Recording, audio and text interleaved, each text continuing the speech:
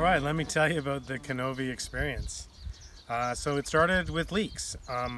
We've been growing leeks on Linnaea Farm for lots of years. In fact, these Linnaea leeks have been here longer than the 20 years I've been on the farm. So through how did we find out about the CANOVI thing? What was it? I think I read about it on a social media page about seed saving and seed growing, and it said something about leeks, and I thought, wow, we actually have really cool leeks here. And I thought I was actually offering our leeks to be in the trial, but I was actually saying that we were going to be part of the trial. And lo and behold, when the seed packages arrived in the mail, I was, now I gotta ask Adam if he'll trial 25 or so different varieties of leeks. Well, I'm very happy that Tamara ended up doing that, because I had a great time. We did the leeks 2 times, and our Linnaea leek was in the trial too. So that was really awesome. And then since then I've spent, last season I worked with the red carrots, and this year again I'm growing the red carrots and even trying radicchio. So Linnaea Farm has been is a land trust and a place for years. We've been, part of our mandate is educating people.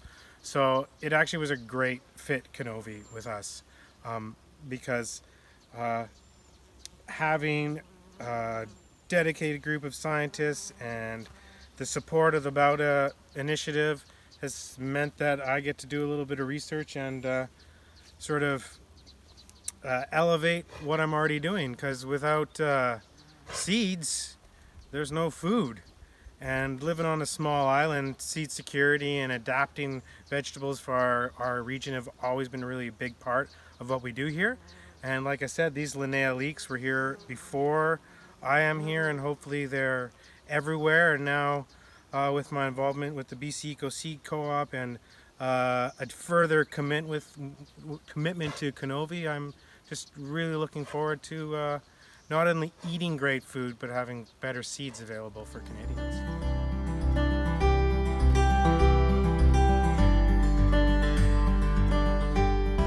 So, Linnaea Farm, a land trust, a registered charity, and a place that I've called home for 20 years now.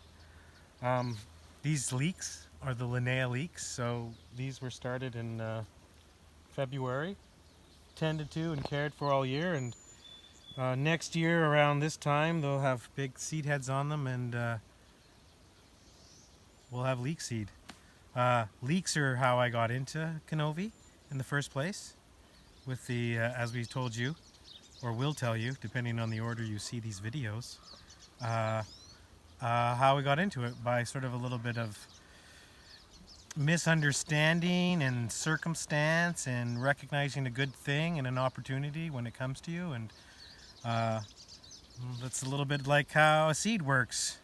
I mean, you turn the soil and there's a bank of seeds just waiting to happen. The sort of the secret, and what CANOVI is that sort of specific seed that you actually want and you want to make a little bit better. So we're a community too. There's 9 adults living here right now, and let's just say this summer has been one of the quietest summers ever, as we're in the middle or tail end of flattening the curve in a pandemic, and all the different camps and groups and things that would normally be here and on the farm aren't here on the farm. And that again makes what we're doing with CANOVI seem even more important, because we're sharing, participating, making things better in a year where people are having to be socially distant. A seed is all our hard work and love, and we can send it to any other person that has a maritime West Coast climate. We have about 44 inches of rain a year here on Cortez. I grew up in a metric system, but all my mentors have lived in the imperial system. So we had 44 inches of rain here on Cortez Island, generally in a season. Dry summers, mostly. This year it's not such a dry summer. We're 316 acres. It's been put into trust. So there's the whole farm has covenants, conservation covenants on it, and I am blessed to work in this garden, which is called our production garden, which has been a garden for almost 100 years, and a garden that we've just developed out in the pastures. And between those two places, well, we grow food for, in the past have had a CSA, have grown for market, grown for the local food co-op, and this year as part of the pivot that everybody had to do, where we started something called our Food Security Guild. And a big part of food security is not only your community but your seed community.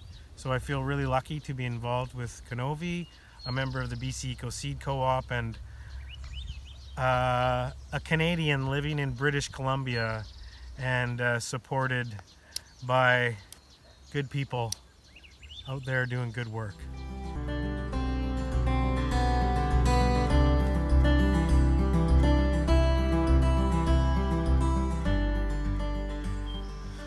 So I'm in my greenhouse, and on June 23rd I sowed the radicchio for the CANOVI trial, and so it's all germinated. What day is it? The 28th, and most of it's come up now. We got the early Treviso. Looks like it's pretty much germinated everywhere. Some of these ones where I dropped a couple extra seeds, I'm going to thin them out to one little plant. The Osborne looks pretty good. A couple missing spots, but it's only day 5. The red Chioggia Leonardo, it's looking like it's coming up. Pretty much C1 absolutely everywhere. A few missing spots. Then we have the Fenis Castelfranco, and yeah, its germination looks pretty awesome. Stuck a couple Napa cabbages in here too, just to fill the space up. And Castelfranco, Lucrezia. I'm going to pronounce all these wrong, but it looks pretty good. And the last one was, again, just some Napa cabbage to fill the space. So a few days into it, we're doing pretty good. Now, I read in all the things they told me about radicchios that I have to keep the flats below 24 degrees Celsius, so that's pretty easy at this time of year. I'm just keeping my greenhouse doors open, and I put all these peppers that are in these pots just to put a little bit of shade on the flats so they don't cook in the middle of the day. But luckily I have a big cherry tree that hangs over the greenhouse that keeps it a little bit shady and keeps temperatures down at this time of year, which is great when you're trying to start lettuces and fall brassicas and radicchio.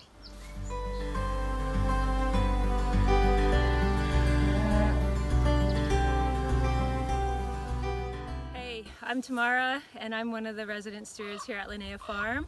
And although I'm not directly in depth with the CANOVI radicchio trial, I maintain and manage all of these pastures that are home to our resident herd of Linnaea cattle. And it's because of the cows' beautiful manure that we're able to have such rich gardens. So just like everything on the farm, it's all interconnected. And we're really thankful that we have all these beautiful cows. So I've been here for over 20 years now, and took over managing the fields about 10 years ago, and we manage it with an intensively grazed system. So every 24 hours the cows are moved into a new section. And today we're walking through the fields to see if the hay is ready to be taken down or the grass turned into hay. So we're just checking things out. But we've got 30 acres of beautiful pasture that we manage that is home to our 10 herd of Linnaea cattle that adds beautiful nutrients into the garden.